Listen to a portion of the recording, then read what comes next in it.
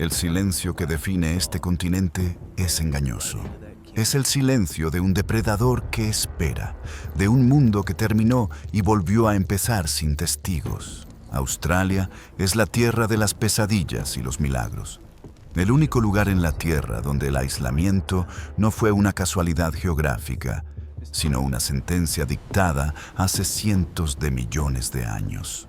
Es una extensión masiva de óxido rojo y eucalipto, un territorio tan grande que contiene todos los climas del planeta, desde los glaciares hasta los infiernos. Esta prisión natural fue diseñada por el tiempo profundo, protegida por olas de violencia ciclónica y desiertos que devoran la esperanza. Esta inmensidad ha sido la tumba de imperios y la cuna de una civilización que desafía todo lo que creemos saber sobre la historia humana. Mucho antes de que existieran los imperios de Mesopotamia, cuando los primeros humanos apenas comenzaban a dibujar en las cuevas, la civilización más antigua de la Tierra ya estaba en marcha aquí, en este continente. Esto es hace más de 65.000 años, una cifra que pulveriza cualquier noción de historia conocida, un tiempo donde la memoria se funde con la geología.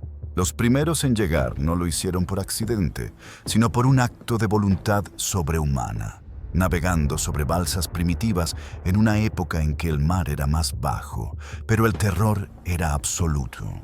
Cruzaron el abismo para alcanzar Sahul, el supercontinente australiano, que hoy conocemos como Australia y Nueva Guinea. Este primer contacto con la Tierra Nueva fue la apertura del capítulo más largo y silencioso de la humanidad. Fue la mayor migración prehistórica conocida, una epopeya de la que no existen mapas, solo mitos. Fueron cazadores, navegantes y, sobre todo, cronistas de un paisaje brutal. El secreto de su supervivencia no radicó en domar la tierra, sino en conocerla íntimamente, en volverse uno con ella y aceptar sus reglas despiadadas. Su mapa era la canción, su historia el rito, y durante decenas de miles de años mantuvieron su existencia al margen de la vorágine global, viviendo en una burbuja de tiempo detenido. Mientras el mundo se desgarraba en guerras religiosas y conquistas continentales, Australia permanecía en su propia era. Mientras tanto, a miles de kilómetros de distancia, en las bibliotecas y cortes de Europa, el mito de esta tierra crecía. La llamaron Terra Australis Incognita, el gran país del sur desconocido. Era una fantasía de oro y especias que debía existir para equilibrar el peso del hemisferio norte. Una obsesión geométrica para los cartógrafos y una promesa para los imperios emergentes de Europa. Los portugueses y españoles buscaron la costa, pero fue Holanda, en el siglo XVII, la que finalmente tropezó con su inmensidad. Llamaron a la tierra que encontraron Nueva Holanda, pero lo que hallaron no fue el paraíso. Era una costa dentada, hostil, defendida por arrecifes y un sol inclemente. Los primeros exploradores holandeses no vieron riqueza, solo vieron arena, peligro y la desesperación en los ojos de los habitantes originales, quienes desaparecían como fantasmas en el matorral. Los naufragios se hicieron comunes. Cada expedición terminaba en tragedia o en una retirada humillante, cediendo ante la furia indomable de la costa. El juego cambió radicalmente en el año 1770. El capitán James Cook, un hombre frío y metódico al servicio de una ambición imperial sin límites, no buscaba el mito, sino el dominio geopolítico. Bordeando la costa este, un segmento del continente virgen y aparentemente más fértil, encontró lo que llamó Botany Bay. Cook no fue el primero en ver la Tierra, pero fue el primero en reclamarla para una potencia que poseía el poder de hacer efectiva esa reclamación. Su llegada no fue una exploración, fue una toma de posesión silenciosa, observada por los habitantes originales desde la maleza que bordeaba la costa. Ellos sabían, por instinto ancestral, que esa aparición era una ruptura violenta con el tiempo, un augurio de caos irreversible. Cook registró en sus diarios la belleza, la promesa agrícola y la aparente mansedumbre del pueblo que observaba con prismáticos desde la seguridad de su buque. Lo que Cook no registró fue el alma de esa tierra ni el costo humano de su arrogancia. Él no vio un hogar ancestral, solo vio un vacío esperando ser llenado por la corona británica. Para Londres, Australia se convirtió rápidamente en la solución a un problema apremiante, uno que tenía que ver más con el vicio, el castigo y la superpoblación que con el comercio o la gloria. El imperio se ahogaba en sus propios desechos humanos. A finales del siglo XVIII, Gran Bretaña estaba asfixiada por sus propios pobres, ladrones y criminales menores. Las cárceles estaban desbordadas, literalmente saturadas de cuerpos. La reciente pérdida de las colonias americanas había cerrado la válvula de escape tradicional para los indeseables, y la solución tenía que ser drástica y definitiva. La respuesta fue audaz y cruel. Una prisión flotante y permanente a 20.000 kilómetros de casa, más allá del horizonte conocido, Australia. Ese continente de leyenda se transformaría en el basurero del imperio, un lugar de destierro donde el castigo equivalía al olvido. La primera flota, una colección de 11 barcos cargados de miseria humana, zarpó en el año 1787. No eran pioneros ni héroes, eran ladrones, prostitutas, rebeldes y marginados, condenados a 7 años de trabajo forzado o a cadena perpetua en una tierra que nadie de ellos había visto. Era una sentencia de muerte lenta o de ostracismo garantizado. La travesía de 250 días fue un infierno de hambre, enfermedad y sed incontrolable.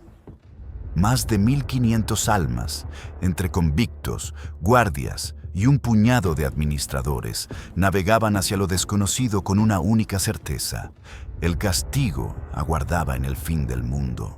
La desesperación era la única moneda de cambio en esos barcos putrefactos. Los guardias, tan presos como sus cautivos en aquella inmensidad azul, mantenían la disciplina con el látigo y la promesa de un castigo aún mayor al llegar a tierra. La llegada a Botany Bay no cumplió con las expectativas. El suelo era arenoso, la bahía estaba abierta al mar y la promesa de la agricultura era una mentira inmediata. El gobernador Arthur Phillip, un hombre de disciplina de hierro, tomó la decisión crucial de moverse unos pocos kilómetros al norte, a un puerto natural protegido que hoy llamamos Port Jackson. Era enero del año 1788, el día de la fundación de una nación bajo el signo de la cadena, la disciplina militar y la malaria. Los convictos fueron desembarcados, exhaustos y enfermos, en la orilla de lo que se convertiría en Sydney Cove. Era un acto de colonización forzada, no de exploración. La tierra ancestral de los Eora acababa de ser profanada sin piedad. Los invasores trajeron consigo la viruela, las armas y la convicción absoluta de que esta tierra, habitada por el espíritu, estaba vacía. El conflicto entre una historia de 60.000 años y la arrogancia de un imperio extranjero había comenzado. La historia de Australia, nacida de la mancha criminal, se abría paso entre la niebla del exilio y la brutalidad, una colisión de mundos que produciría una de las historias de supervivencia más violentas y dramáticas jamás registradas. La vida en la colonia penal de Sydney Cove fue una pesadilla de escasez y caos. Los convictos, la mayoría sin ninguna habilidad para el trabajo duro o la agricultura, se enfrentaron a un suelo que se negaba a producir. El hambre se convirtió en el capataz, más cruel que cualquier guardia británico. Las raciones se redujeron al mínimo, los intentos de cultivar maíz fracasaron repetidamente y la promesa de una vida nueva se evaporó en el calor sofocante del verano. Aquello era un experimento de supervivencia en condiciones extremas.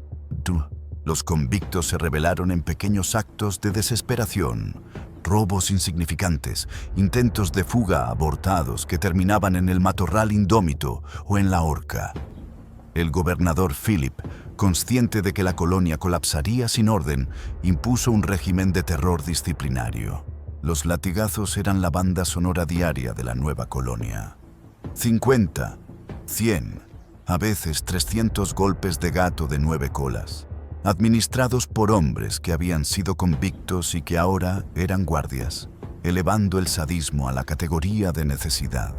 Pero el verdadero terror no venía del látigo, sino de la tierra. Más allá de los límites de los pequeños asentamientos, se extendía el bush, el corazón australiano, vasto, seco y despiadado. El bush no solo ocultaba a los fugitivos, los Bush Rangers, sino que también escondía a los verdaderos dueños de la tierra, los clanes aborígenes. Para ellos, la presencia de los blancos no era solo una molestia, era una infección que traía consigo muerte y despojo. El contacto inicial fue marcado por una confusión mutua. Los Eora observaban a estas criaturas pálidas, vestidas con harapos, que construían chozas de barro y cortaban árboles sagrados. Al principio, se creía que los recién llegados eran los espíritus regresados de los muertos, una explicación mítica para una invasión incomprensible. Pero la brutalidad de los guardias, el hedor de las enfermedades y la voracidad con que talaban los bosques pronto disiparon cualquier ilusión. La viruela fue el arma más efectiva, aunque involuntaria, del Imperio Británico. En el año 1789, menos de 2 años después de la llegada de la primera flota, una epidemia devastadora se extendió por las comunidades aborígenes de la costa. Sin inmunidad contra la enfermedad europea, las poblaciones fueron diezmadas. Algunos clanes perdieron hasta el 90% de sus miembros en semanas. Fue una catástrofe demográfica que despejó grandes extensiones de tierra para la colonización, un genocidio silencioso. A medida que los asentamientos se expandían más allá de Sydney, buscando tierras de pastoreo fértiles, la confrontación se hizo inevitable y violenta. Los colonos, muchos de ellos exconvictos que ahora buscaban hacerse propietarios, no veían a los aborígenes como seres humanos, sino como obstáculos salvajes, como la fauna. Los enfrentamientos por el acceso al agua o por el ganado robado se resolvían con masacres brutales de las que rara vez quedaba registro. La frontera se convirtió en una zona de guerra no declarada, donde la ley marcial de la supervivencia dictaba las reglas. Los Bush Rangers, fugitivos que vivían del robo en el interior, a menudo se aliaban o se enfrentaban a los clanes locales, añadiendo otra capa de caos y ambigüedad moral a la violencia. La vida de un colono era un constante tira y afloja entre el miedo al castigo y el miedo a la venganza indígena. La colonia de Nueva Gales del Sur, aunque brutal, se vio obligada a evolucionar más allá de ser un simple campamento de prisioneros. El sistema de convictos era inherentemente ineficiente. La corona necesitaba administradores, supervisores y, fundamentalmente, una fuerza policial disciplinada. Así nació el Cuerpo de Nueva Gales del Sur, una formación militar que rápidamente se convirtió en la fuerza más poderosa y corrupta de la colonia. Estos soldados, lejos del control directo de Londres, pronto descubrieron que el verdadero oro no estaba en las vetas de la tierra, sino en el monopolio del comercio. El ron se convirtió en la moneda de cambio, el lubricante y el veneno de la joven colonia. El cuerpo monopolizó la importación y venta de ron, controlando así la mano de obra, los salarios y la voluntad de la población. Se hicieron inmensamente ricos y políticamente intocables. La colonia se regía por la botella, los convictos trabajaban por raciones de ron, los salarios se pagaban en ron y la justicia se impartía bajo la influencia del ron. La corona envió gobernadores para restaurar el orden, pero cada uno de ellos se enfrentó al muro de poder y corrupción erigido por el cuerpo. Esta lucha por el poder entre la autoridad civil y la militar culminó en la infame Rebelión del Ron. En el año 1808, el gobernador William Bligh, famoso por haber sido depuesto años antes en el motín del Bounty, intentó desmantelar el monopolio del ron. El cuerpo de Nueva Gales del Sur no titubeó. Lo arrestaron en su propia casa, en un golpe de estado audaz y sin precedentes. El único golpe militar exitoso en la historia de Australia. La colonia estaba al borde del abismo, sumida en una anarquía alcohólica. Londres respondió con furia e indignación, enviando a un nuevo gobernador con una fuerza militar considerable y la orden de disolver el cuerpo por completo. El nuevo líder fue Lachlan Macquarie, un escocés ambicioso y visionario, quien llegó en el año 1810 con la misión de transformar la prisión en una colonia viable. Él entendió que para sobrevivir, Australia necesitaba una identidad, no solo cadenas. Macquarie implementó reformas radicales que sembraron las semillas de la futura nación. Construyó carreteras, puentes y edificios públicos, invirtiendo en infraestructura con una visión a largo plazo. Pero su decisión más controvertida fue tratar a los exconvictos o emancipistas como ciudadanos respetables, otorgándoles tierras y puestos de responsabilidad. Esto horrorizó a los colonos libres y a los oficiales, que se consideraban la aristocracia natural de la colonia. El mensaje de Macquarie era claro: la mancha del pasado podía ser lavada con el trabajo duro y la ambición. El destierro podía ser el inicio de la oportunidad. Esta visión de redención sentó las bases de la meritocracia australiana, una creencia fundamental en la posibilidad de empezar de nuevo, sin importar el origen. Sin embargo, esta visión de futuro se construyó sobre la base de la expropiación violenta, empujando la frontera de la colonización cada vez más profundamente hacia el interior.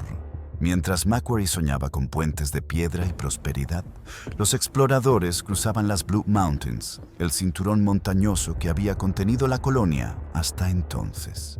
El descubrimiento de vastas praderas más allá de las montañas abrió la puerta a una expansión territorial explosiva, a una sed insaciable por la tierra que marcaría el inicio de la era de la lana y el ganado.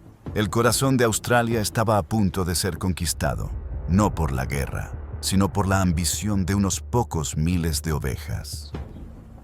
La expansión hacia el interior, más allá de las Blue Mountains, fue impulsada por la lana, el oro blanco del siglo XIX. Los exploradores trajeron noticias de llanuras interminables, perfectas para el pastoreo, un recurso inagotable que prometía riqueza más allá de los sueños. El ganado y, sobre todo, los millones de ovejas merinas se convirtieron en la vanguardia del imperio, una invasión silenciosa que consumía el paisaje ancestral a un ritmo aterrador. Los pastores, conocidos como squatters, no pedían permiso. Tomaban enormes extensiones de tierra basándose únicamente en su capacidad para defenderlas de los indígenas y de otros colonos rivales. Eran hombres duros, sin ley más allá de su propia ambición, que actuaban como señores feudales de un nuevo y vasto dominio. La corona, incapaz de controlar esta oleada de ocupación, terminó por legalizarla a cambio de rentas insignificantes, bendiciendo el robo a gran escala. Este avance implacable supuso el choque final y definitivo con las poblaciones aborígenes del interior. Para los clanes, la oveja no era solo comida, sino un competidor por el agua en un continente ya seco, y la presencia del ganado significaba la destrucción de los frágiles ecosistemas que sostenían su vida. El conflicto se intensificó hasta alcanzar niveles de brutalidad industrial, una guerra de baja intensidad que duró décadas. Los colonos utilizaban el rifle y el veneno. Las represalias, cuando el ganado era atacado, eran instantáneas y desproporcionadas. La masacre de Myall Creek, en el año 1838, donde un grupo de squatters asesinó a 28 hombres, mujeres y niños desarmados, se convirtió en un raro momento de justicia cuando los responsables fueron juzgados y ahorcados. Pero este acto de ley fue una excepción, una anomalía en un mar de impunidad. En gran parte de la frontera, la política de la colonización era la de dispersión, un eufemismo militar para la aniquilación sistemática de las comunidades indígenas. Las tribus fueron empujadas a las zonas más inhóspitas, sus sitios sagrados profanados, y su conexión ancestral con la tierra, su sistema de creencias, destruido metódicamente. Los supervivientes se encontraron atrapados en un mundo que ya no era el suyo. Mientras la guerra de la frontera arrasaba el interior, la vida en las capitales coloniales, como Sydney y Melbourne, experimentaba una transformación radical. La llegada constante de inmigrantes libres, hombres de negocios, profesionales y familias, diluía lentamente la mancha de la condena penal. La sociedad quería olvidar sus orígenes como prisión y presentarse al mundo como una nueva Gran Bretaña, próspera y moral. Pero el gran punto de inflexión, el evento que arrancó a Australia de su pasado penal y la catapultó a la modernidad, llegó de la manera más inesperada, con el descubrimiento del oro. En el año 1851, en Bathurst, Nueva Gales del Sur, y poco después en Victoria, se encontraron depósitos masivos de oro aluvional. Las noticias se propagaron como el fuego, desatando una fiebre global. Fue una estampida humana. Hombres de todo el mundo, China, Irlanda, Estados Unidos, Italia, abandonaron sus hogares y navegaron miles de kilómetros, impulsados por la promesa de riqueza instantánea. Las ciudades se vaciaron. Soldados desertaron, marineros abandonaron sus barcos en el puerto de Melbourne y granjas enteras quedaron desatendidas. Melbourne se transformó, casi de la noche a la mañana, de un tranquilo asentamiento a una metrópoli frenética y caótica. Los campos de oro eran calderos de ambición, barro y desesperación. Hombres cavaban y trabajaban bajo el sol implacable, codo con codo, unidos solo por la esperanza de un golpe de suerte. La riqueza extraída era inconmensurable, convirtiendo a Australia en una de las economías más ricas per cápita del mundo en un lapso de una década. Pero la fiebre del oro también trajo consigo inestabilidad y una violenta conciencia de clase. Los mineros libres, que trabajaban las vetas con sus propias manos, resentían profundamente los impuestos y las licencias impuestas por la autoridad colonial. Consideraban que la tierra y sus riquezas debían ser de quienes las excavaban, no del gobierno británico. Esta tensión explotó en el año 1854 en la rebelión de Eureka, un evento que definió el espíritu de rebeldía australiano. En Ballarat, Victoria, un grupo de mineros armados, bajo una bandera azul con la Cruz del Sur, se atrincheró en una empalizada de madera, exigiendo derechos civiles, voto secreto y la abolición de las licencias opresivas. Fue un enfrentamiento breve pero sangriento con las tropas coloniales. Murieron más de 20 personas, pero la masacre resultó en una victoria moral decisiva para los mineros. La rebelión de Eureka no fue una revolución exitosa, pero fue el grito de guerra por la democracia. El gobierno colonial se vio obligado a ceder, concediendo el sufragio masculino, la abolición de las licencias y, en última instancia, iniciando el camino hacia el autogobierno.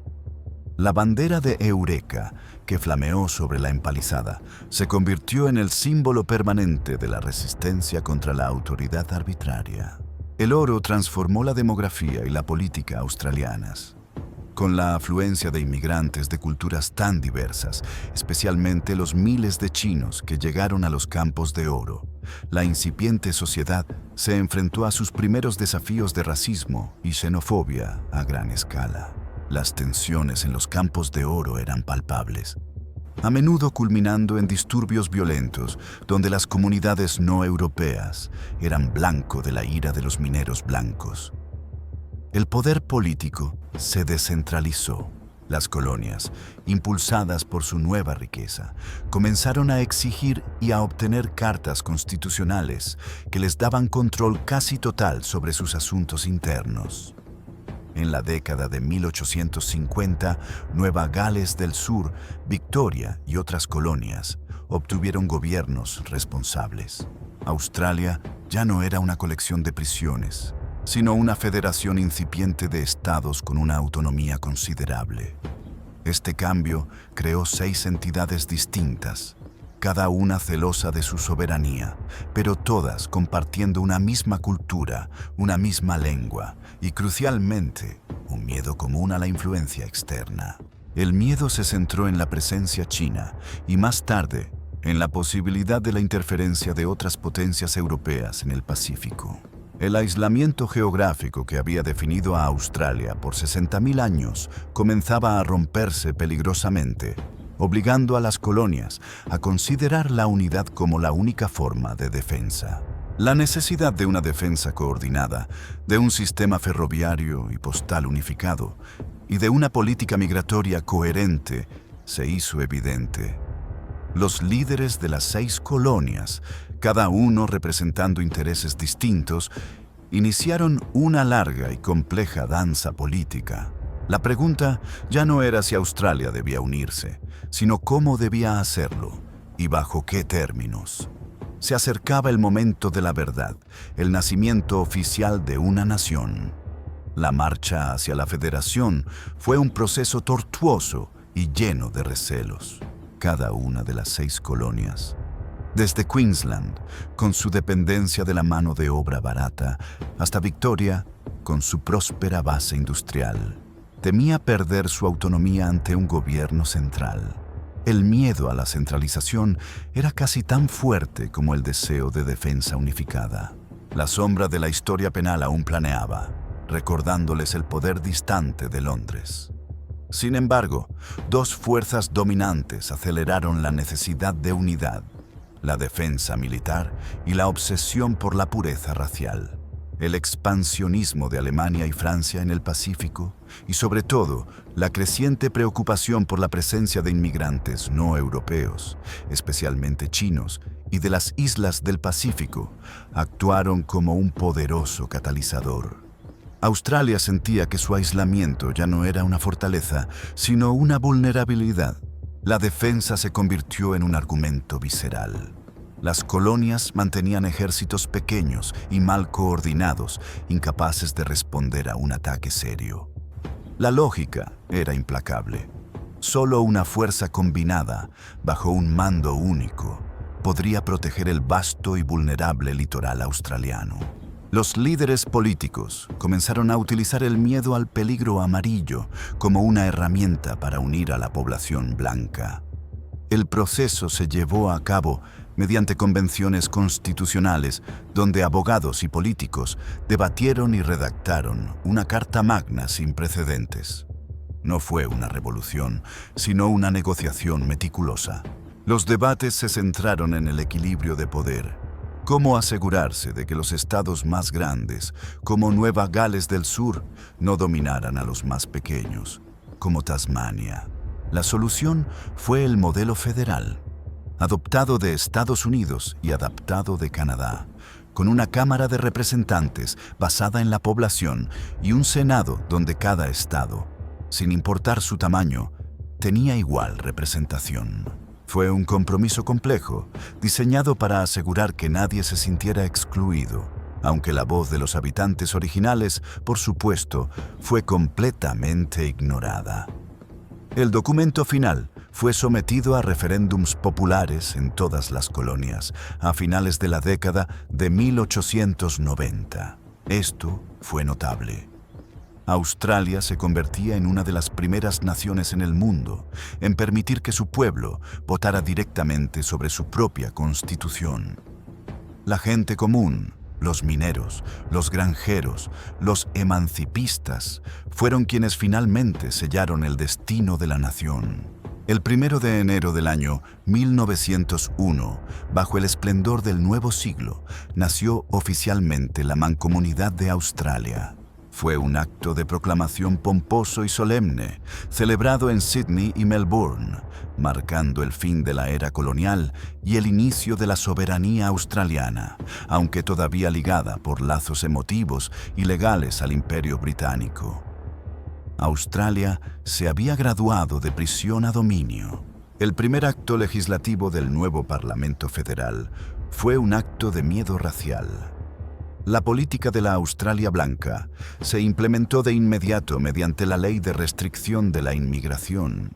Esta ley no mencionaba la raza directamente, sino que utilizaba la infame prueba de dictado de 50 palabras en cualquier idioma europeo seleccionado por el oficial de inmigración. Este sistema era brutalmente efectivo. Si un inmigrante asiático dominaba el inglés, se le presentaba la prueba en italiano o griego. Era un obstáculo diseñado para la exclusión total y para asegurar la hegemonía anglosajona en el continente. El objetivo declarado era mantener a Australia como un bastión blanco en un hemisferio predominantemente asiático. Una estrategia de aislamiento cultural desesperada. La mancomunidad se estableció con un fervor nacionalista, una mezcla de orgullo por el autogobierno y un profundo complejo de inferioridad. Los australianos se veían a sí mismos como británicos en el exilio, leales a la corona, pero también como una raza nueva, moldeada por la tierra indómita y la lucha por la supervivencia, el espíritu del bush y la valentía del digger en los campos de oro. La nueva nación, sin embargo, carecía de un centro. Sydney y Melbourne, eternos rivales, lucharon por el derecho a ser la capital. Como compromiso, se decidió construir una ciudad completamente nueva, Canberra, en el interior un lugar neutral que se convertiría en un símbolo del vacío político. Pero mientras la burocracia se instalaba, el mundo se dirigía hacia una catástrofe global que pondría a prueba la lealtad y la identidad de esta joven nación. En el año 1914, cuando el Imperio Británico declaró la guerra a Alemania, Australia no dudó. El primer ministro, Joseph Cook, declaró que Australia entraría en la guerra automáticamente. Cientos de miles de jóvenes, criados en la lealtad al imperio, se alistaron con un entusiasmo febril. Era su oportunidad de demostrar su valía, de dejar de ser vistos como la nación penal de los trópicos. El primer gran bautismo de fuego ocurrió en una playa lejana y rocosa en la costa de Turquía, en una península llamada Gallipoli. La campaña, un desastre estratégico urdido por Winston Churchill, estaba destinada a tomar Estambul. Los australianos y neozelandeses, los Anzacs, fueron lanzados a una carnicería que duró 8 meses de horror indecible en trincheras infestadas de ratas y bajo el fuego constante otomano. El 8 de mayo de 1915, miles de australianos cayeron en las colinas de Gallipoli. Fue una derrota humillante y costosa, pero irónicamente, la tragedia forjó la identidad nacional. En las trincheras turcas, la imagen del digger, el soldado australiano valiente, ingenioso y profundamente leal a sus camaradas, nació. Australia había derramado sangre por una causa que no era la suya. Gallipoli se convirtió en el mito fundacional, el momento en que Australia se separó psicológicamente de su madre patria. El sacrificio de Gallipoli se celebra el 25 de abril de cada año, no como una victoria, sino como un luto épico. La nación comprendió el costo de su lealtad, pero también descubrió una nueva y brutal confianza en sí misma, aunque esa confianza se basaba en la destrucción de una generación. La Gran Guerra desangró a Australia, dejando un rastro de 59.000 muertos y 152.000 heridos, cifras aterradoras para una población tan pequeña. El regreso a casa de los diggers supervivientes estuvo marcado por una profunda amargura. Habían salvado a la madre patria patria, pero se encontraban con una nación agotada y políticamente dividida, especialmente por la cuestión del reclutamiento. El primer ministro Billy Hughes intentó aprobar 2 referéndums de reclutamiento obligatorio para alimentar el matadero europeo, pero ambas propuestas fueron rechazadas por la población australiana. Este rechazo fue un acto de soberanía popular, una señal de que el entusiasmo por la causa imperial se había agotado. Australia estaba decidiendo su propio destino, incluso si esto significaba desafiar a Londres en medio de la guerra. Los años 20, la década del optimismo global, llegaron a Australia como una promesa de modernidad. Se consolidó la infraestructura, las ciudades crecieron con rapidez y el acceso a la educación y a los derechos laborales se expandió. Australia se convirtió en una sociedad progresista en términos occidentales, con un fuerte movimiento sindical y una de las tasas de sindicalización más altas del mundo. Pero esta prosperidad era superficial. La Gran Depresión golpeó a Australia con una ferocidad inusual a partir de 1929, debido a su dependencia de las exportaciones de lana y trigo, cuyos precios se desplomaron. El desempleo se disparó a casi el 30%. La miseria y el hambre se extendieron desde las ciudades hasta el bush, y miles de familias perdieron sus hogares. La desesperación llevó a disturbios y a la creación de campamentos de chabolas en los márgenes de las ciudades, conocidos como Suso Camps, el nombre de la ayuda social, el sustento. La crisis económica puso a prueba la fibra moral de la joven nación y demostró cuán frágil era el progreso. El trauma de la depresión dejó una cicatriz permanente, inculcando una aversión instintiva a la deuda y a la inestabilidad. Mientras el mundo se hundía en el fascismo y la guerra, Australia observaba el Pacífico con creciente aprensión. La expansión militar de Japón en Asia se convirtió en la principal amenaza existencial. La lealtad a Gran Bretaña, que había sido el ancla de la política exterior australiana, comenzó a verse como una ilusión peligrosa. Londres estaba lejos. Japón estaba demasiado cerca. El ataque a Pearl Harbor en diciembre de 1941 fue un momento de verdad aterrador para Australia.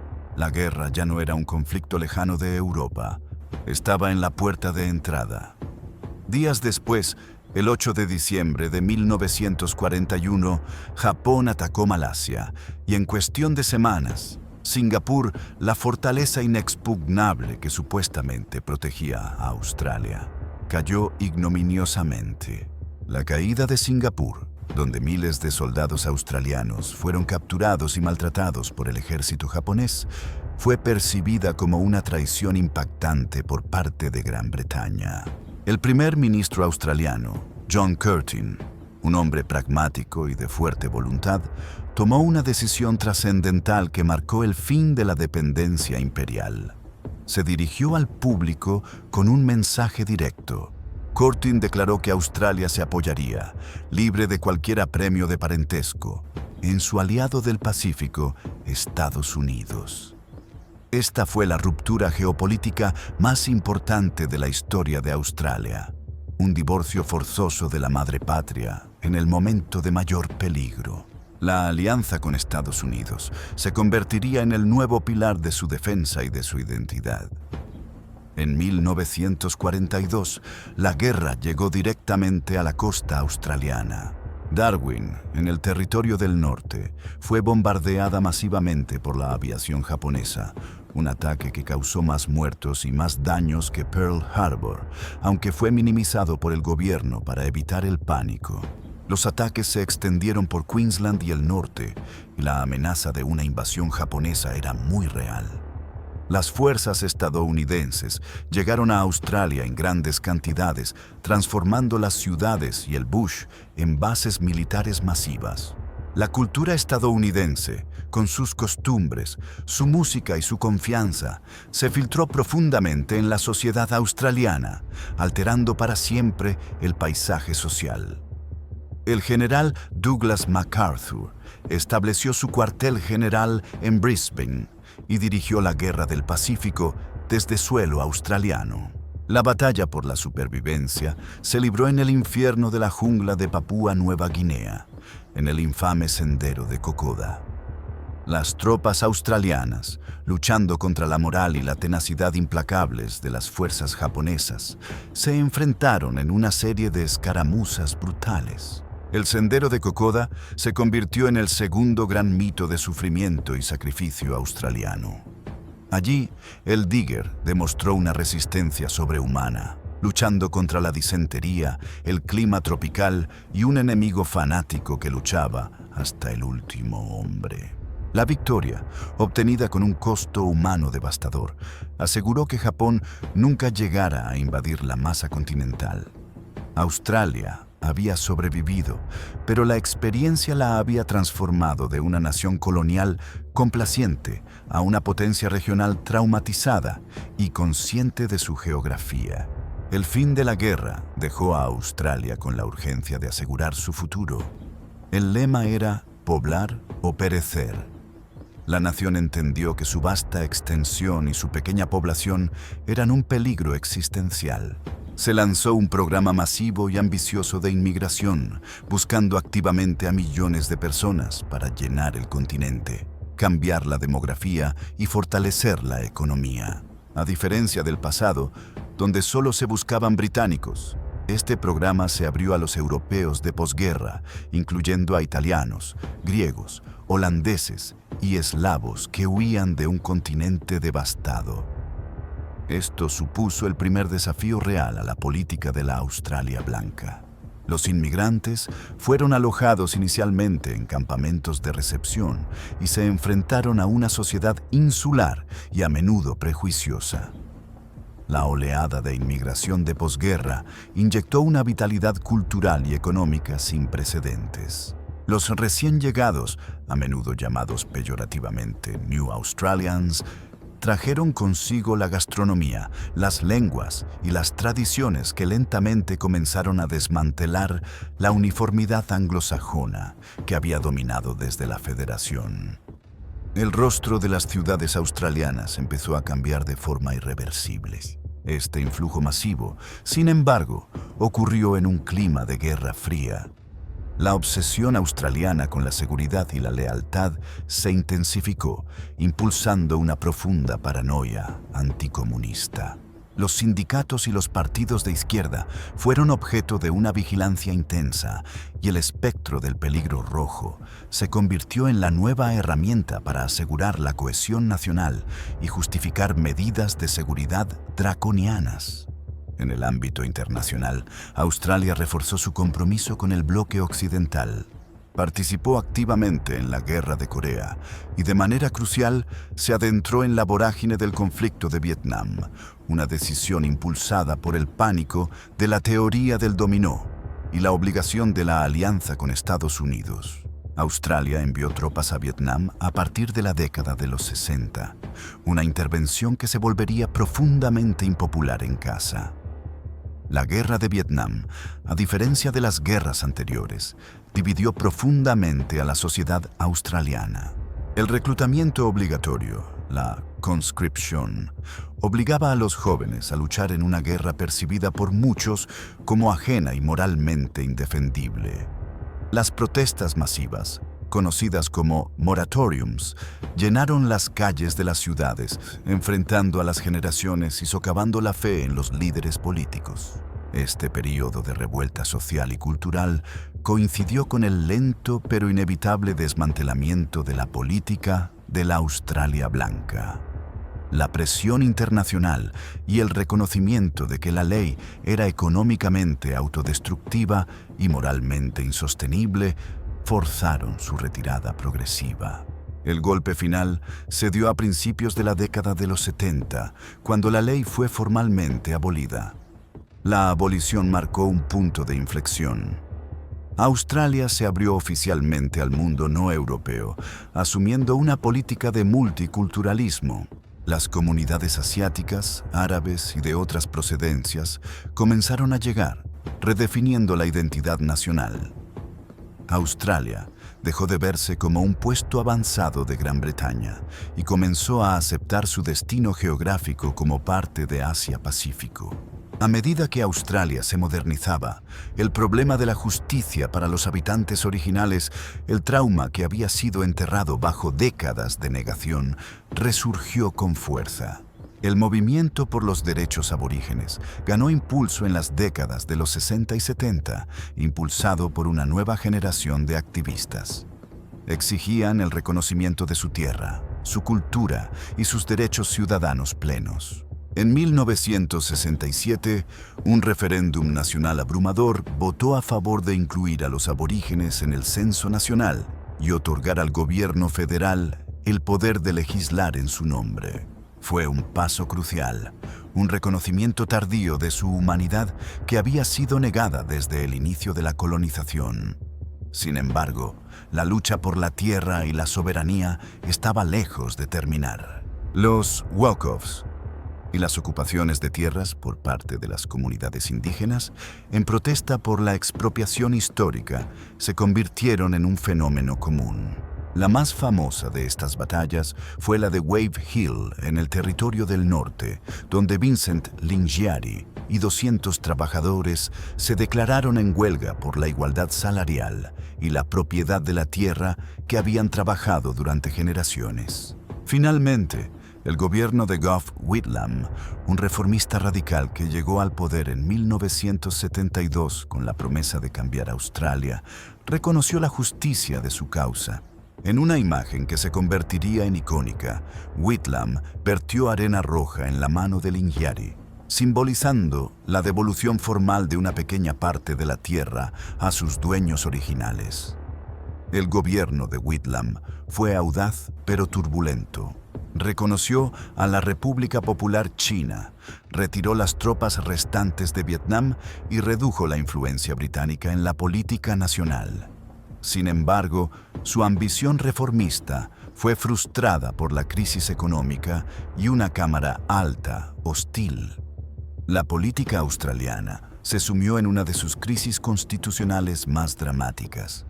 El 11 de noviembre de 1975, el gobernador general, el representante de la reina en Australia, destituyó a Whitlam y a todo su gobierno en una acción sin precedentes, un golpe palaciego que conmocionó a la nación. Fue la única vez en la historia de la Mancomunidad que un gobierno elegido democráticamente fue despedido por el poder vicerreal. La crisis de 1975 expuso la fragilidad de la Constitución australiana y la persistente ambigüedad de su relación con la monarquía británica. La destitución provocó una furia popular y reabrió el debate sobre si Australia debía convertirse en una república, rompiendo finalmente el último lazo institucional con Londres. Australia entró en las últimas décadas del siglo XX como una nación más segura de sí misma, más diversa y más consciente de sus contradicciones. La prosperidad económica regresó, impulsada por los vastos recursos minerales del Outback, que se convirtieron en la base de un nuevo auge comercial con Asia. La tierra que había sido un infierno para los convictos era ahora un motor económico global. El auge minero de finales del siglo XX convirtió a Australia en el proveedor esencial de materias primas para la industrialización de Asia, especialmente de China. El hierro, el carbón y el gas natural fluyeron hacia el norte, asegurando una estabilidad económica que superó la de muchas potencias occidentales. Australia se encontró, irónicamente, enriqueciéndose al comerciar con la región que alguna vez temió y excluyó. Esta nueva riqueza, sin embargo, trajo consigo la tensión de una economía globalizada. La prosperidad se concentró en las ciudades costeras, mientras que el interior, el vasto Outback, seguía siendo una tierra de dificultades y aislamiento. Un recordatorio constante de la geografía implacable. La distancia social entre la costa cosmopolita y el interior rural se acentuó. En el frente legal, la lucha aborigen continuó marcando el pulso moral de la nación. En 1992, la Corte Suprema de Australia emitió el fallo Mabo, una decisión histórica que derrocó la doctrina legal de terra nullius, que significaba tierra de nadie. Esta doctrina había justificado la colonización británica durante 200 años. El fallo Mabo reconoció que los habitantes originales tenían derechos de propiedad tradicionales que habían persistido a pesar de la llegada europea. Fue un reconocimiento legal fundamental de la continuidad de la cultura indígena y un paso monumental hacia la reconciliación, aunque desató una tormenta política y una intensa oposición por parte de los intereses mineros y agrarios. La necesidad de enfrentar el pasado de manera directa se hizo más urgente. En 1997 se publicó el informe Bringing Them Home, que detallaba el trauma de las generaciones robadas. Miles de niños aborígenes que, desde la Federación hasta la década de los 70, fueron separados a la fuerza de sus familias por políticas gubernamentales. Este informe reveló una historia de dolor sistemático y asimilación forzada. Exigía una disculpa formal del Parlamento. El debate sobre si el gobierno debía disculparse públicamente se convirtió en el gran conflicto moral de Australia a finales de siglo, dividiendo a la nación entre quienes buscaban el reconocimiento del daño histórico y quienes temían las consecuencias legales y financieras. Mientras el debate interno rugía, Australia intentó definir su lugar en el nuevo orden mundial. La cuestión de la República se sometió a un referéndum en 1999. A pesar de que la mayoría de los australianos quería un jefe de Estado australiano en lugar del monarca británico, la propuesta fue derrotada. La complejidad del modelo de república propuesto y la división interna entre los republicanos resultaron ser el obstáculo decisivo. La lealtad histórica a la corona, aunque menguante, persistía en el imaginario colectivo y la estabilidad del sistema actual ganó frente a la incertidumbre del cambio. Australia permaneció como una monarquía constitucional, un anacronismo geográfico, orgullosa de su independencia, pero legalmente ligada a una familia real a 20.000 kilómetros de distancia. El siglo XXI comenzó con Australia, posicionándose firmemente en la esfera de influencia occidental, aunque con una creciente conciencia de su vecindario asiático. La seguridad se convirtió de nuevo en la máxima prioridad tras los ataques terroristas de septiembre de 2001. Australia, una vez más, siguió a Estados Unidos a conflictos en Afganistán e Irak, reafirmando la alianza militar que se había forjado en la Segunda Guerra Mundial. Sin embargo, los desafíos de la nueva era no eran solo geopolíticos, sino también internos y medioambientales. Australia, el continente más seco habitado, se enfrentó a los efectos cada vez más severos del cambio climático. Sequías devastadoras, seguidas por inundaciones catastróficas, se convirtieron en la norma y los incendios forestales alcanzaron una escala y una intensidad sin precedentes. El verano de 2019 y 2020, conocido como el Verano Negro, fue una pesadilla nacional. Millones de hectáreas ardieron. El humo asfixió las principales ciudades durante meses y miles de millones de animales murieron. Fue un recordatorio brutal de que la naturaleza australiana, indomable desde el principio, seguía siendo el factor definitorio y más peligroso en la vida de la nación. Este desastre obligó a una introspección profunda sobre la gestión del paisaje y la responsabilidad colectiva. El bush, que antes había sido el telón de fondo de la aventura, se reveló como una amenaza constante y existencial.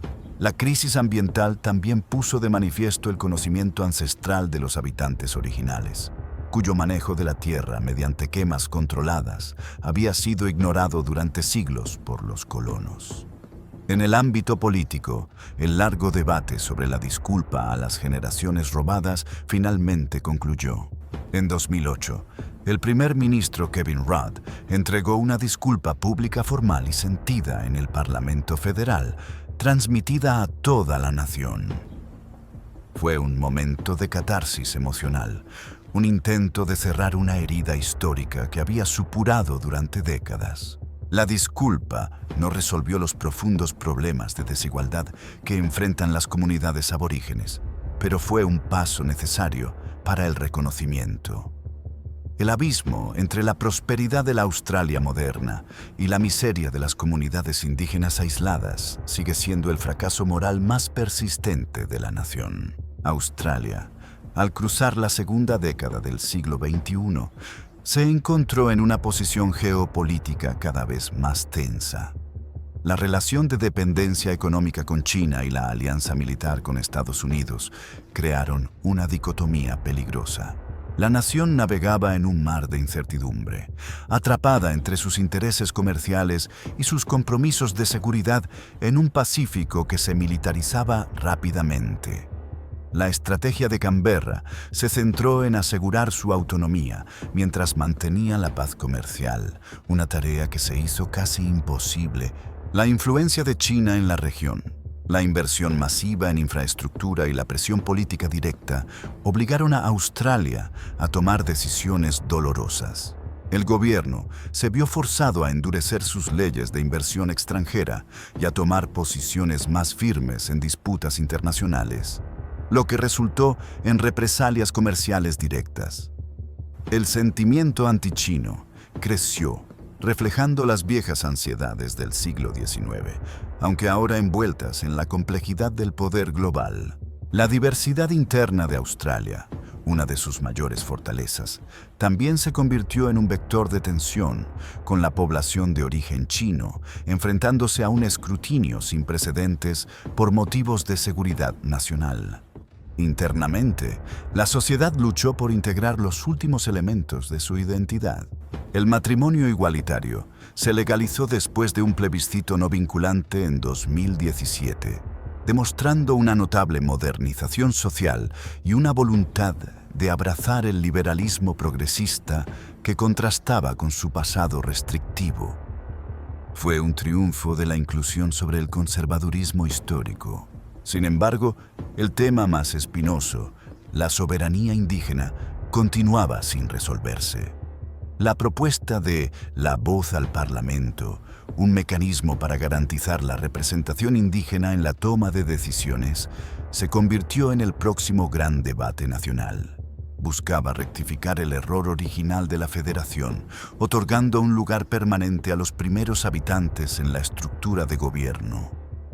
La nación se preparó para un nuevo referéndum crucial, una votación que decidiría si Australia finalmente reconocería a sus pueblos originarios en la Constitución. Este era el paso final que muchos veían necesario para completar la madurez nacional, para reconciliar el trauma del pasado con la promesa del futuro. Era un momento de alta tensión moral y política que revelaría si el espíritu de la Terra Nullius había sido realmente desterrado. Mientras estos debates se desarrollaban, la geografía seguía dictando la vida. La dependencia del carbón y el hierro, el motor de la prosperidad, se enfrentaba a la urgencia climática. Las inundaciones repentinas y los incendios se volvieron más fieros, y la Gran Barrera de Coral, el ecosistema marino más grande del planeta, languidecía bajo el estrés del calentamiento de las aguas. La tierra indómita exigía un precio. Australia continuaba siendo una nación de contrastes salvajes, una potencia minera con conciencia ambiental, un puesto avanzado de Occidente en Asia, una nación joven con la civilización más antigua de la Tierra a su espalda. La identidad forjada en el castigo y la supervivencia era ahora una compleja amalgama de culturas. Una sociedad que había sobrevivido a la vergüenza de su origen para encontrar la prosperidad en su propia vastedad. La historia de Australia no es una conclusión, sino un perpetuo experimento de adaptación. La colonia penal se transformó en una democracia vibrante, pero las cicatrices de la fundación, la expropiación violenta y el aislamiento racial siguen presentes. El gran silencio del continente, el mismo que engañó a los primeros exploradores, sigue guardando secretos y peligros. Un vasto horizonte que desafía continuamente a los que se atreven a llamarlo hogar.